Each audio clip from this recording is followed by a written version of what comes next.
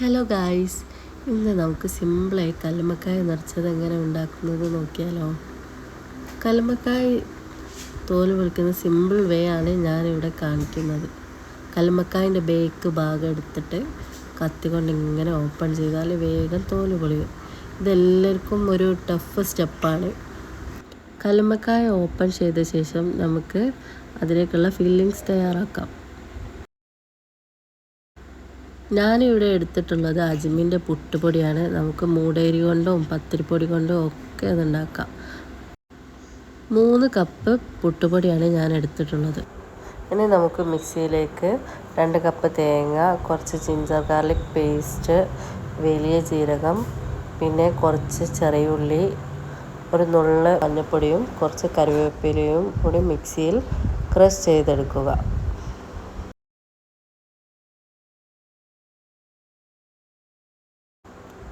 ഇനി ക്രഷ് ചെയ്ത തേങ്ങ, ചെറിയുള്ളി, വലിയ ജീരകം, കറിവേപ്പില, മഞ്ഞൾപ്പൊടി മിക്സ് എടുത്തിട്ട് ഈ പുട്ടുപൊടിയിലേക്ക് ഇടുക.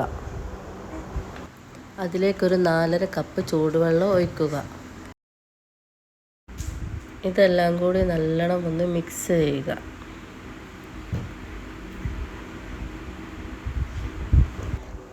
ക്ലീൻ ചെയ്ത കല്ലുമ്മക്കായയിലേക്ക് നമുക്ക് ഈ അരി നിറച്ചത് ഇടാം. ഇങ്ങനെ ഓരോന്നോരോന്നായി ഇട്ട് കൊടുക്കുക. 20 മിനിറ്റ് ഈ കല്ലുമ്മക്കായ സ്റ്റീം ചെയ്തതിന് ശേഷം നമുക്ക് അതിലേക്ക് മുളക് പൊടി, മഞ്ഞൾപ്പൊടി, garam masala, ginger garlic paste, കറിവേപ്പില എന്ന മിക്സ് ഉണ്ടാക്കിയിട്ട് ഈ സ്റ്റീം ചെയ്ത കല്ലുമ്മക്കായ അതിലേക്ക് ഇട്ട് നല്ലോണം ഒന്ന് പെരുക്കി കൊടുക്കുക. അതിനുശേഷം ഓയിലിൽ ഷാലോ ഫ്രൈ ചെയ്തെടുക്കുക. ഓയിലിലേക്ക് കറിവേപ്പില ഇട്ടിട്ട് കല്ലുമ്മക്കായൊക്കെ ഇട്ട് കൊടുത്ത് ഷാലോ ഫ്രൈ ചെയ്തെടുത്താൽ നമ്മുടെ അടിപൊളി കല്ലുമ്മക്കായ റെഡി. അപ്പോൾ എല്ലാവരും വീഡിയോ ലൈക്ക്, സബ്സ്ക്രൈബ്, ഷെയർ ചെയ്യണേ.